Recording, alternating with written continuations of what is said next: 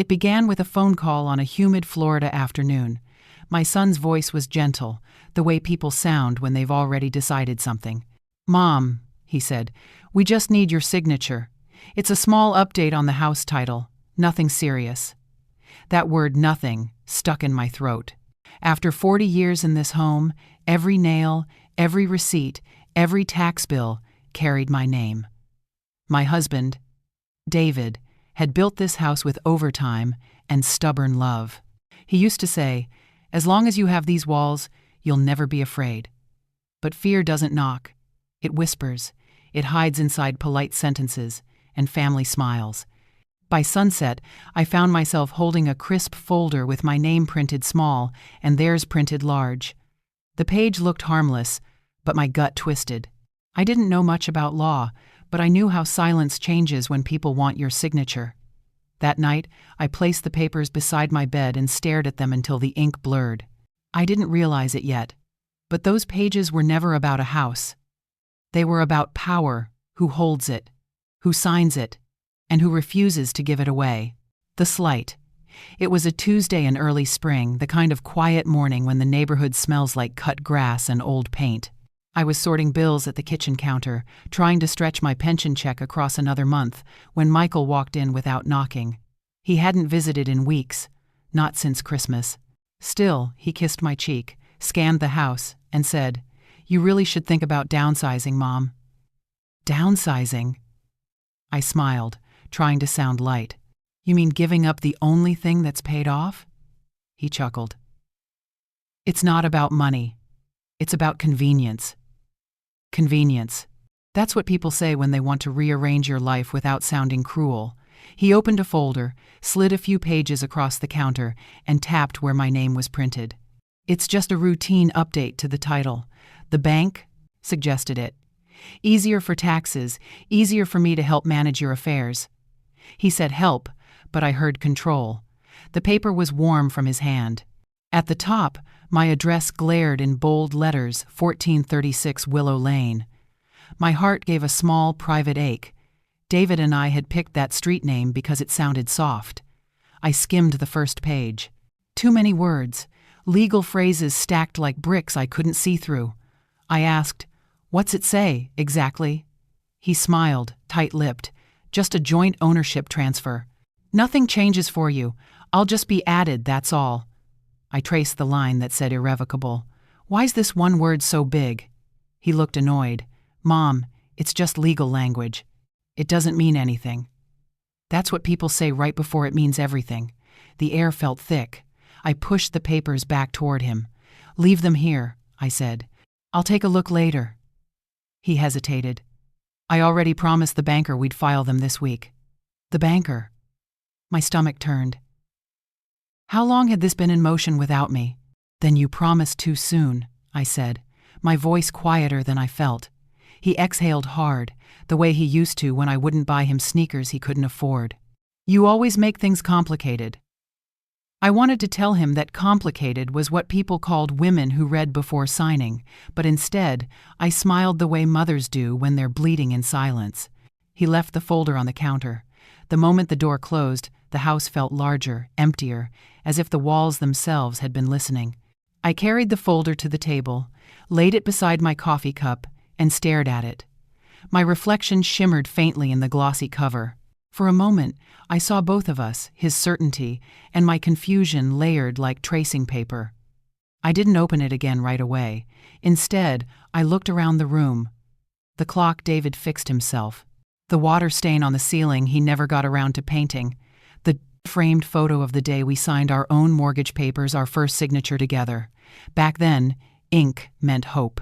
Now it felt like a weapon. By afternoon, I called my neighbor Ruth to ask if her daughter, she worked at a title office, could glance over something for me.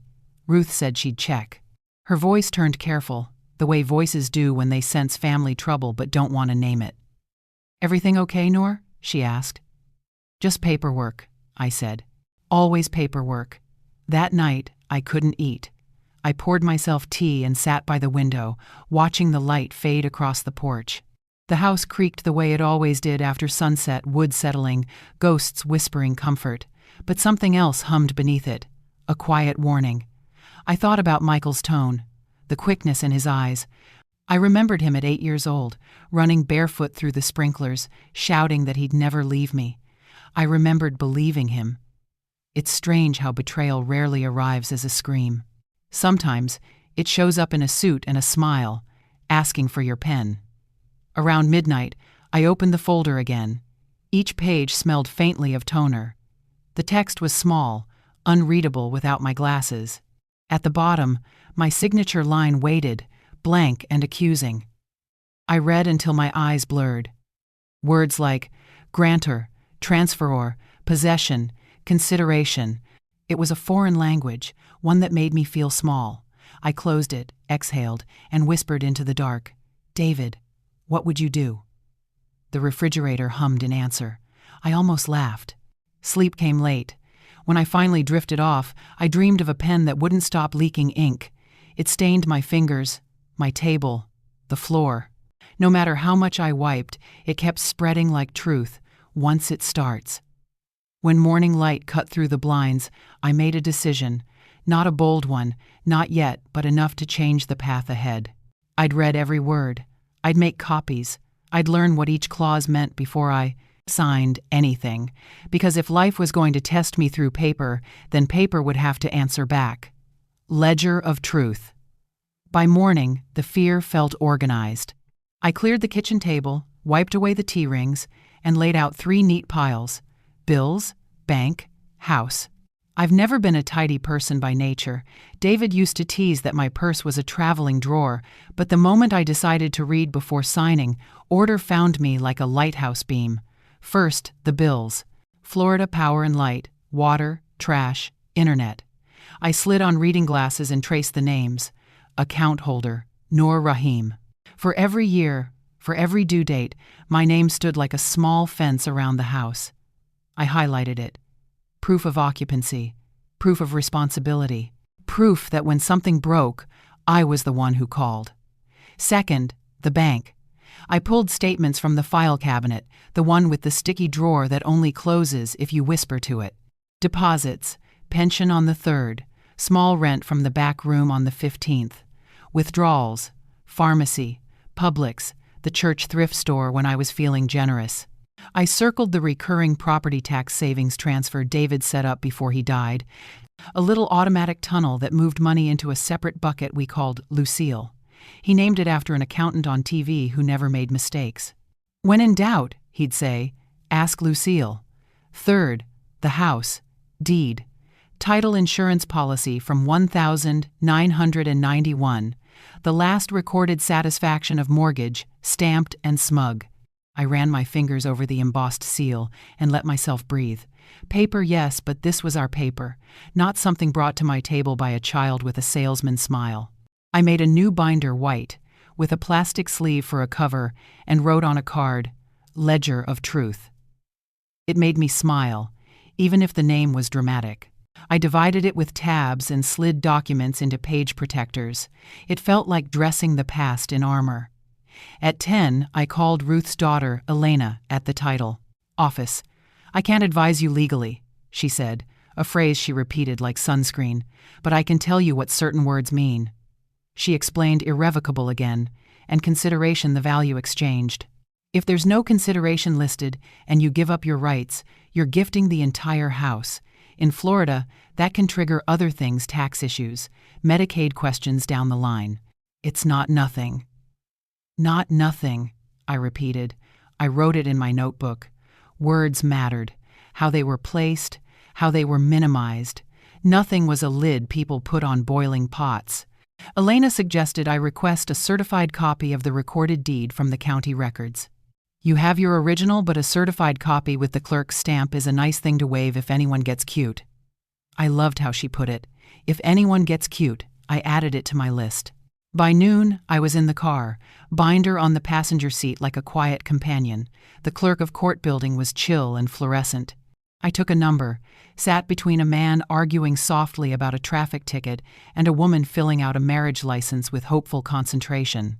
When my number flashed, the clerk, gray cardigan, nails like pearls, pulled the record up and printed 2 copies with a raised seal. Keep one in a safe place. she said. "And if anyone tries to record a transfer without you, it'll show up in our system.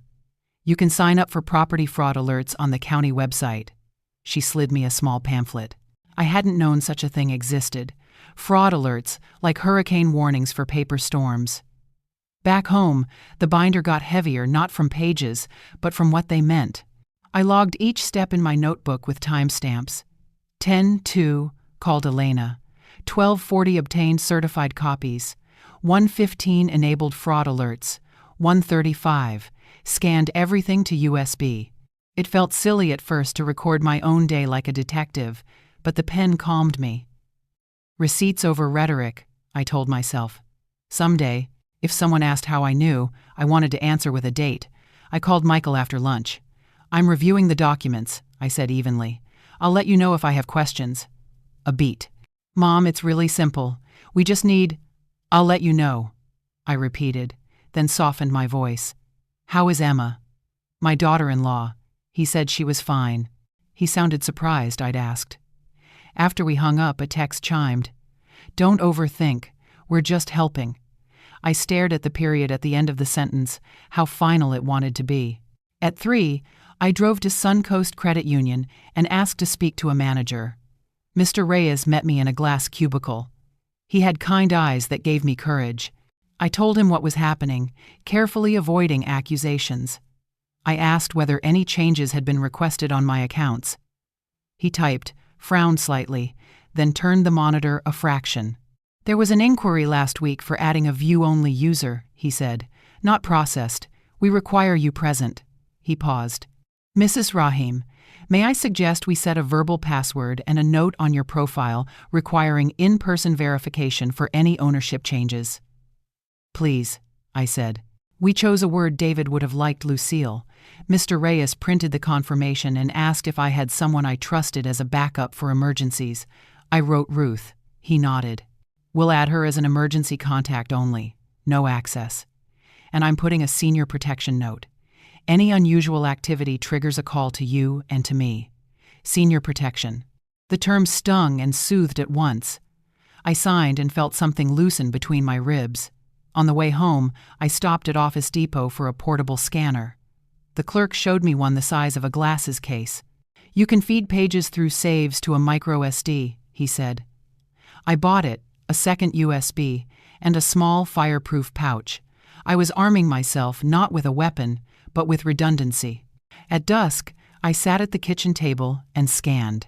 Methodically, birth certificates, marriage license, the title insurance policy. Elena said buyers often underestimate its usefulness. The termite bond from '09, ridiculous, maybe, but it showed continuity of maintenance, and every tax receipt for a decade. Each file name got a date. Each folder got a label. When the phone rang again, I let it go to voicemail. Michael's voice filled the room anyway. "Mom, you're making this bigger than it is. You don't get how complicated this can be when something happens to you. We're trying to protect you. Protect me." I paused the recording and wrote the phrase down. Protect you, language as camouflage. Ruth knocked as the sky went pink. She came with pound cake and the gentle nosiness that keeps widows alive. I showed her the binder. She whistled, low. "If this ever goes to court, and I'm not saying it will, you look like a woman who anticipated the weather." We ate cake in companionable silence. She told me about a cousin in Tampa whose son had borrowed a retirement account with a forged check. "Paper doesn't love you back," she said, "but it can be trained." After she left, I called Advocate Sarah Malik. Elena's "I can't advise you legally" had nudged me towards someone who could. Sarah picked up on the second ring. Her voice was calm, unhurried. I explained. She listened. I could hear her pen as she wrote. "Tomorrow," she said. "Come by with your binder. Bring the draft your son left." She paused. "And Noor, don't sign anything, not even a receipt, if you don't have to." I put the phone down and rested my palm on the binder cover. The plastic was still warm from the afternoon Sunday. I thought of David's note I'd found days earlier, now tucked into the front pocket. "If paper turns against you, turn the paper back." I whispered it, testing its weight. It didn't feel like revenge, not yet. It felt like returning to the truth. Close to midnight, I opened the folder. Michael had left and read with the patience of a stone. Clause by clause, I copied key phrases into my notebook, then wrote plain English translations underneath, like a bilingual dictionary. Grantor May gives up all rights, including to live here, even if unwritten. Irrevocable can't be undone. Consideration none, listed gift, tax, risk, 8. When my hand cramped, I switched to the voice recorder on my phone and read the lines aloud, annotating to my future self. I imagined a judge listening to the recordings, an audience of one who only respected evidence. The thought steadied me. Sometime after 1, I closed the binder and turned off the kitchen light. The house made its soft nighttime noises. I leaned on the counter in the dark and let my eyes adjust. The silhouette of the doorway, the square glow of the microwave clock, the sliver of moon across the sink. My home, my perimeter. I wasn't naive. I knew this ledger wouldn't magically fix everything. But it changed something inside me. I was no longer waiting to be told what to sign. I was building a record of ownership, of intention, of a woman who would rather learn a new vocabulary at 68 than be spoken for. Before bed, I added one more line to the notebook, underlined twice. Document first, decide later. Then, because I am still a mother under all this steel, I texted Michael, I love you. I'm reviewing. We'll talk soon. The 3 dots appeared, then vanished. No reply came. I slipped the binder into the fireproof pouch and placed it under the bed where David once kept his toolbox. Tools, still only different. The first boundary. By 9 a.m. The next day, I was sitting in Sarah Malick's small office downtown. The walls were the color of coffee with too much cream, lined with framed certificates and one quiet photo of her daughter in a graduation robe. She had a desk so tidy it made me sit straighter. She read through my folder in silence. Every few pages she made a small mark with a blue pen. When she finally looked up, her eyes were kind but precise. Mrs. Rahim, this isn't a favor they're asking. It's a transfer of ownership with no consideration. Once you sign, you'd have no legal claim to the house. I nodded slowly. I thought so. I just needed to hear it from someone who reads faster than I do. She smiled. You read exactly fast enough. Most people don't read at all. We spent the morning outlining simple steps, nothing dramatic, just boundaries drawn in ink. File a notice of possession with the county. Add a do not transfer flag with the recorder's office. Write a short letter to both children, clarifying that I am the sole owner and any changes must go through counsel. Sarah drafted the letter while I watched her fingers glide across the keyboard. When she handed it to me, the words were plain and calm. I appreciate your concern for my welfare. After reviewing the documents, I have decided not to execute any property transfers. All legal questions regarding my estate should be directed to my attorney. No anger, no apology, just a line of defense that didn't raise its voice. I signed it with a hand steadier than I expected, my first signature for myself in years. As I drove home, the palms along U.S. 1 flashed by like sentinels. I felt the kind of quiet you get after a storm that never quite arrives.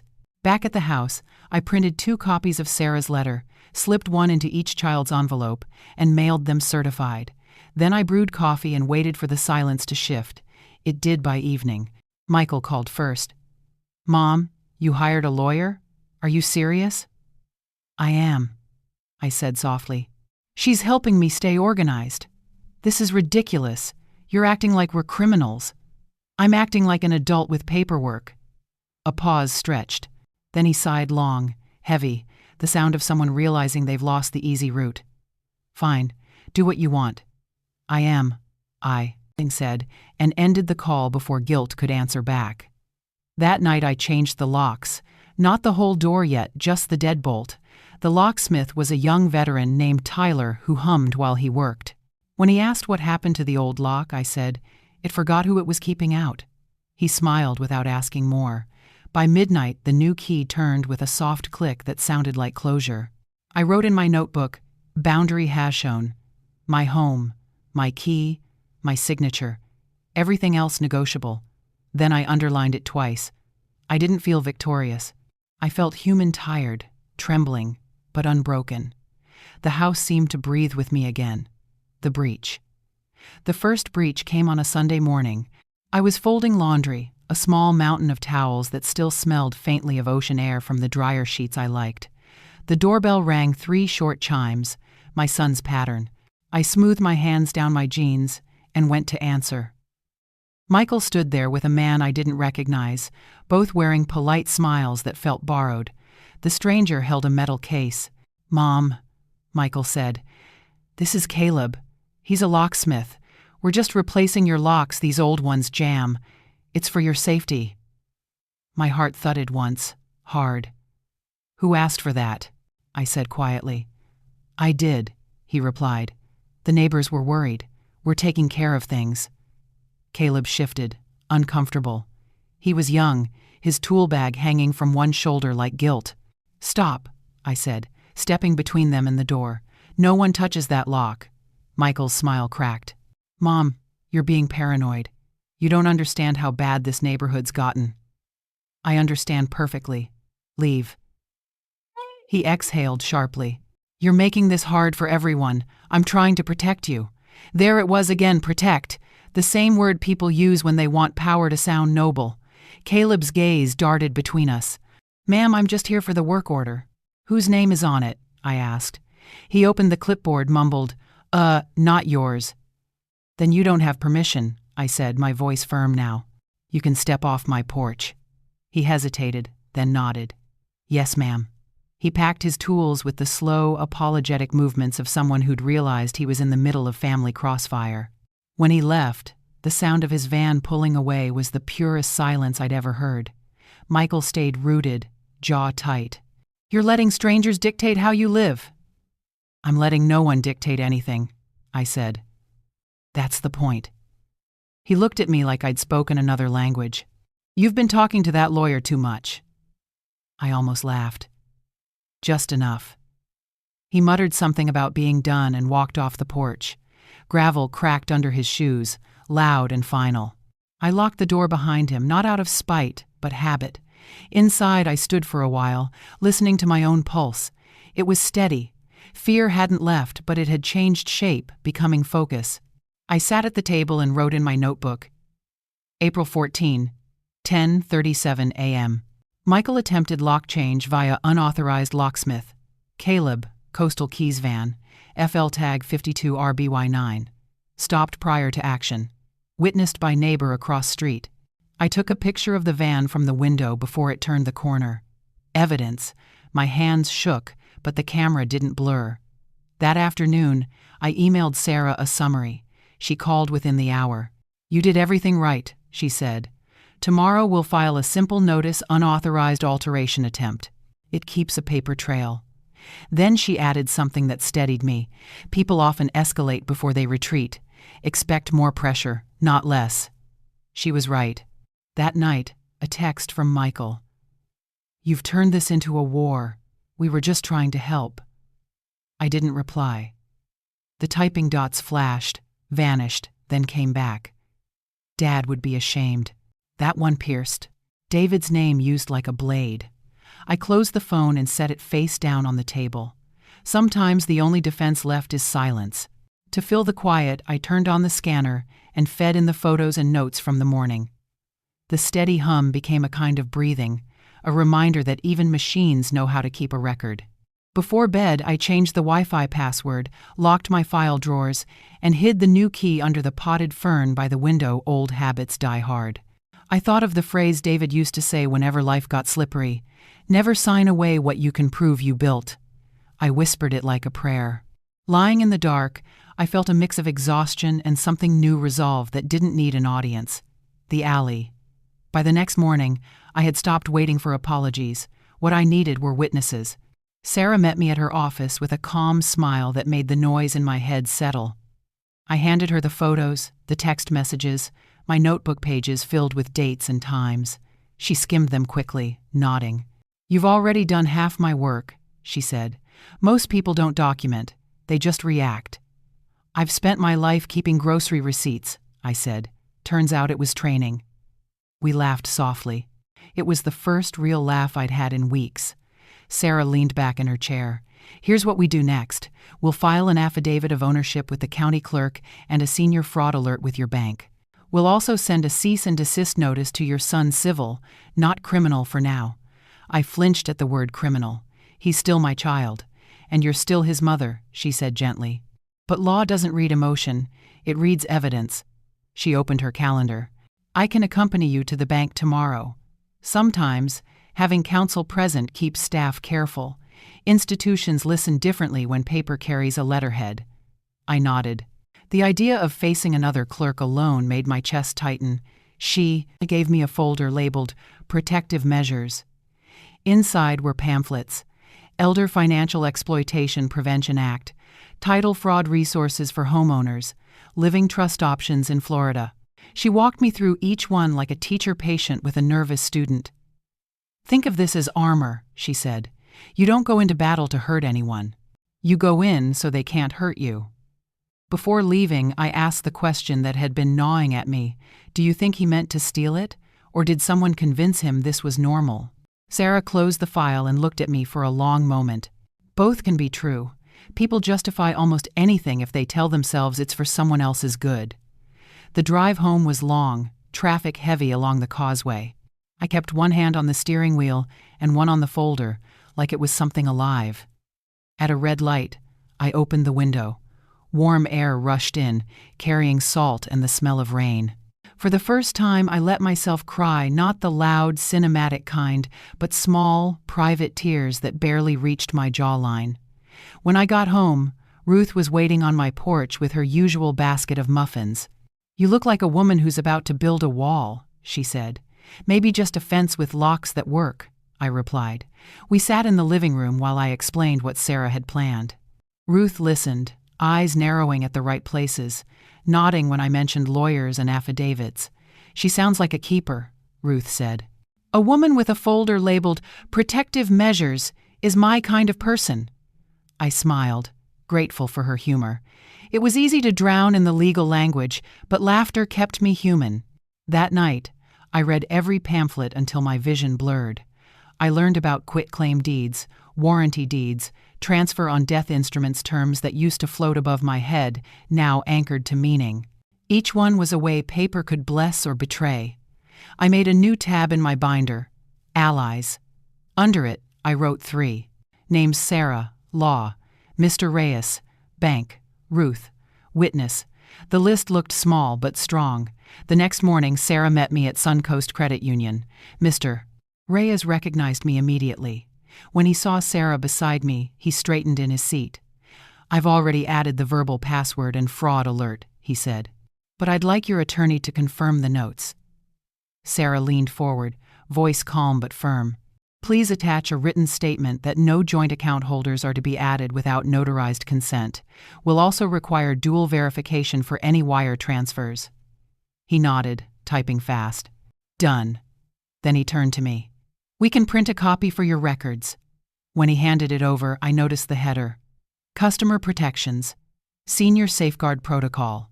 I smiled faintly. Titles mattered. They turned vulnerability into procedure.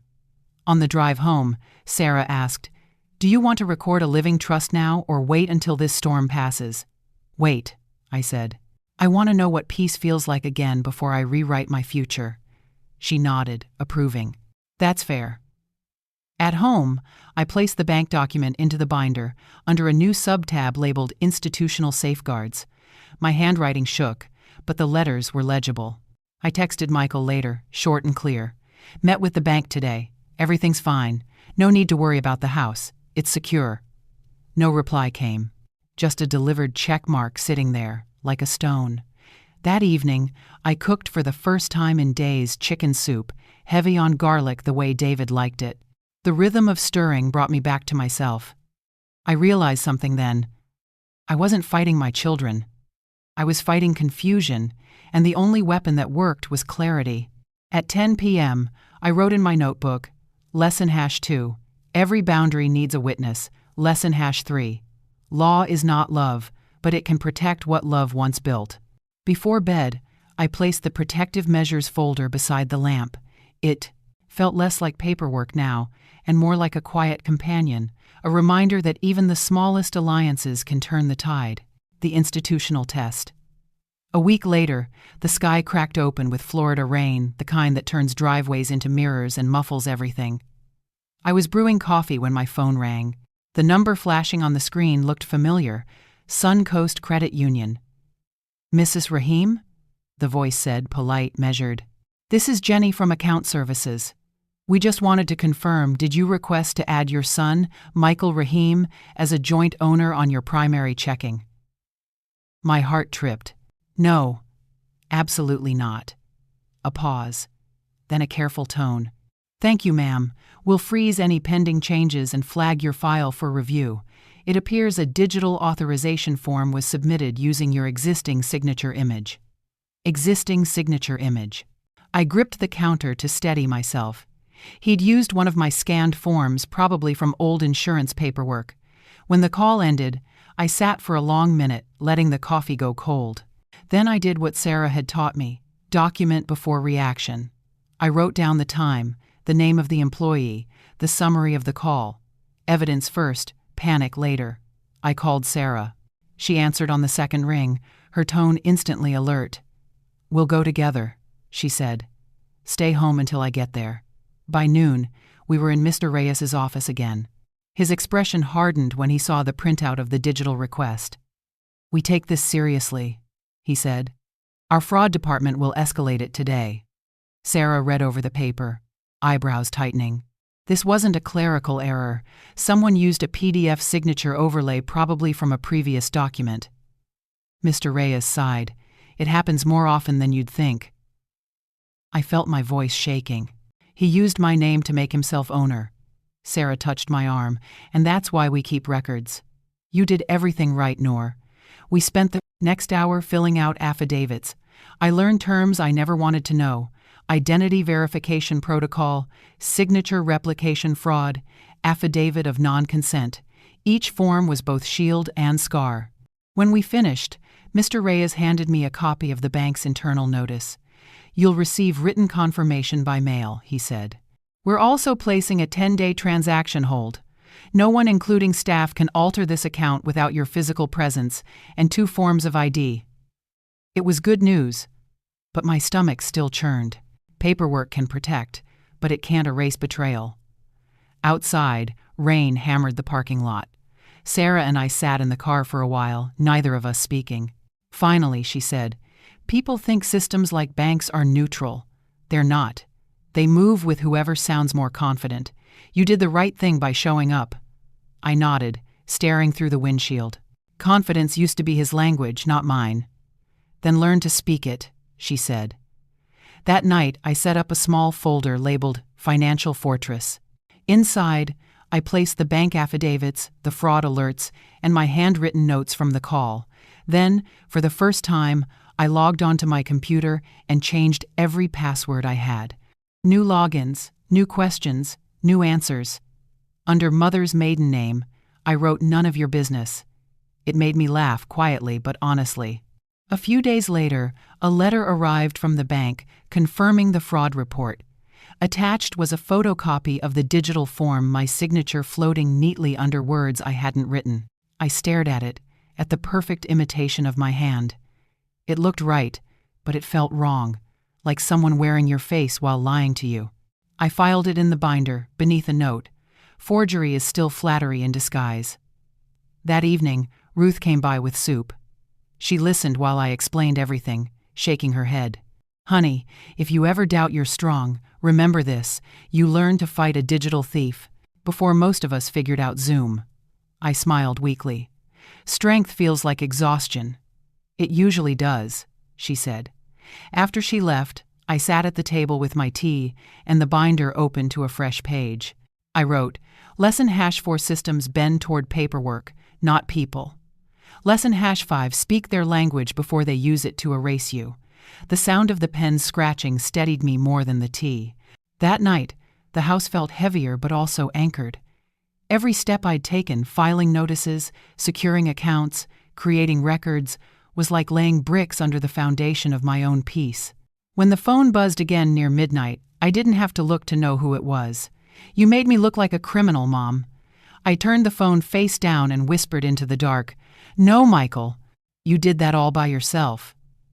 Then I set an alarm for 7 a.m. Tomorrow was court filing day, Sarah's idea. She said we'd request an injunction preventing any transfer of ownership or financial change without my consent. I brushed my hair, straightened the stack of folders, and exhaled. It was time to stop defending and start declaring. The public reckoning. The courthouse smelled like paper and disinfectant. I never imagined I'd be here for something that had my own family's name on it. Sarah walked beside me, calm and steady, a file tucked under her arm. We passed metal detectors, gray chairs, and people clutching folders that looked as heavy as their hearts. When we reached the courtroom, Michael was already there, seated next to his attorney, a man in a navy suit who wouldn't meet my eyes.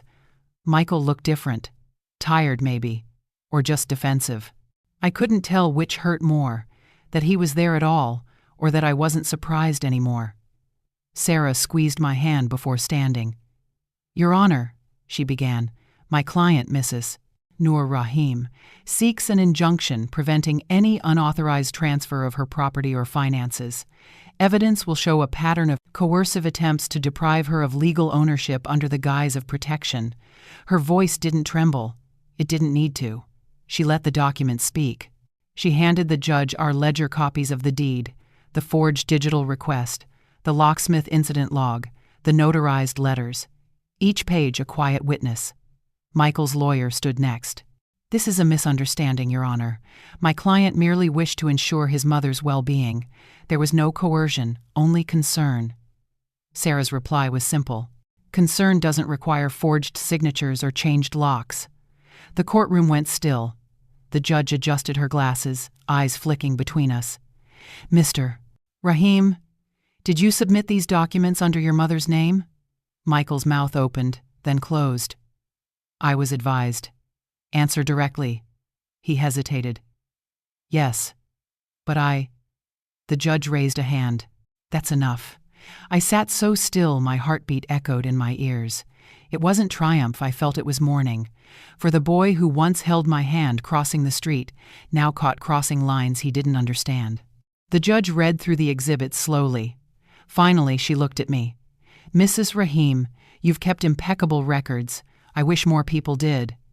That small praise made my eyes sting. All those late nights with a notebook, the shaky handwriting, the careful logs, they mattered.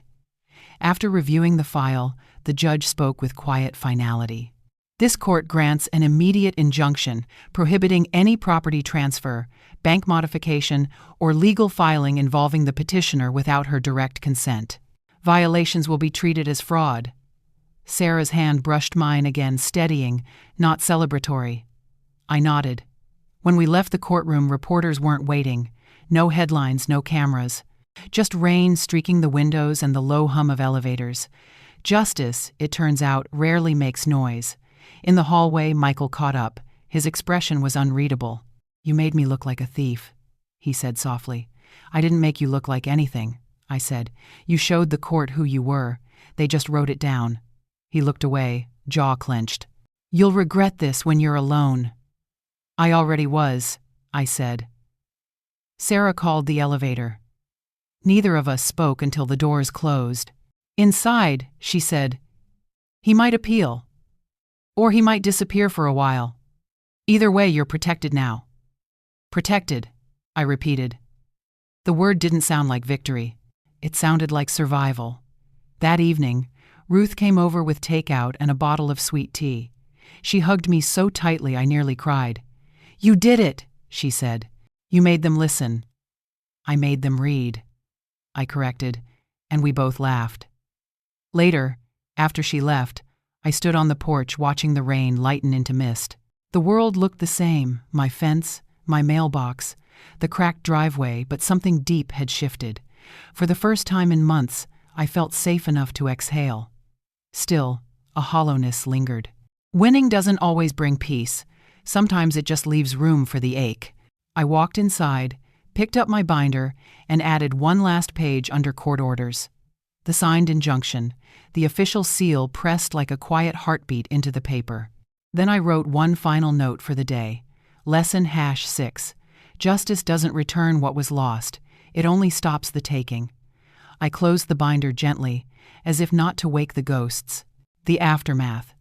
The days after court felt strangely weightless. The phone stopped ringing, the mailbox stayed empty, and silence became both comfort and punishment. For the first time in months, I woke without that jolt of fear, the reflex to check what had changed overnight. The injunction order sat framed on my kitchen shelf, beside David's photo. He looked proud in that picture, wearing the same smile he'd had when we first signed the mortgage papers decades ago. Back then, we had no idea what that signature meant beyond survival. Now I understood. A house isn't walls, it's proof that your effort left a mark. Ruth visited almost every day after the ruling, pretending to bring food when what she really brought was company. We'd sit on the porch, watching cardinals flicker through the trees. "You won, you know," she said once. "I kept what was mine," I corrected. "Winning would have meant keeping them too." She nodded, and we let the quiet settle again. One afternoon, a letter arrived. The handwriting was familiar Michael's, sharp and uneven. I held it for hours before opening it. "Mom," it began, "I don't know how we got here. I never meant to hurt you.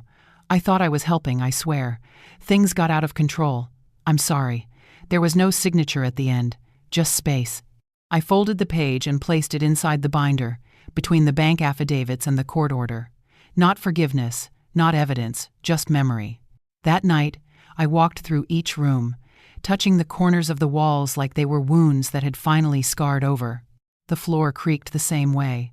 The smell of cedar still lingered in the closets, but everything felt a little different. Maybe it was me. I thought about Sarah's words. Law doesn't read emotion, it reads evidence. She was right. The law had protected me, but healing wasn't something you could notarize. I started small. Gardening again, fixing the old radio, calling Aisha my daughter every Sunday, even if she didn't always answer. When she finally did, her voice was cautious but kind. "How are you, Mom?" "I'm all right," I said, and I meant it. We talked about her work, her new apartment, and for a moment the conversation sounded almost normal, like two people standing on opposite sides of a river, waving instead of shouting. Later that week, I returned to Suncoast Credit Union with a tin of cookies for Mr. Reyes. He laughed when he saw me. "You didn't. I have to do that." "Sure I did," I said. "You believed me when I said something was wrong. That counts." He smiled. "We just followed procedure." "Then procedure saved me," I said. When I got home, I put the leftover cookies in the pantry and opened the window to let the evening air in. It smelled of salt and wet grass, the kind of smell that says, "You made it through." That night, before turning off the lights, I opened my notebook one last time. On the final page, I wrote, Lesson #7, Silence can protect or destroy. Choose when to speak. Lesson #height. Strength is quieter than fear thinks. Then I added a small note underneath, almost an afterthought. "David, the house is safe. You can rest now." When I closed the notebook, I didn't feel triumphant. I felt settled, the kind of peace that comes not from victory, but from having nothing left to prove. I turned off the lamp and whispered into the dark, "I kept the promise." The night answered with the soft hum of the ceiling fan, steady and alive. Signed, but not silenced. The story didn't end with a gavel or a judge's signature. It ended here, in the same kitchen where it began. The folder still sits on my counter, edges worn from my hands. Sometimes, when the afternoon light hits it just right, the gold seal on the injunction shines like a quiet metal. People think justice feels like music. It doesn't. It feels like stillness, like the first deep breath after months of holding one. I learned that protection isn't a favor someone gives you. It's something you build, word by word, line by line.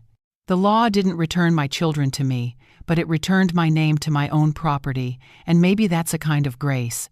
Michael and I haven't spoken since the letter. I don't know if we ever will. But every week I send him a short text anyway. "I hope you're well. The garden's blooming. Sometimes he leaves it on read. Sometimes he answers with a single heart emoji. It's not reconciliation, but it's not silence either. Maybe that's enough for now. The house has grown quieter, but not empty. When the wind moves through the porch screens, it sounds almost like David's laughter. I tell myself that's his way of saying he's proud that I kept what we built, and I didn't let fear finish the story. I've started writing again, small notes for a memoir I'll never publish, just pages titled, What I Know Now. The first line reads, "You don't have to shout to be heard. You just have to document the truth and refuse to disappear." Sometimes I read it aloud, the way people recite prayers. I look around this old house, my proof, my sanctuary, my victory, and I smile. I was betrayed, yes, but I also learned something far more lasting. Silence can be rewritten.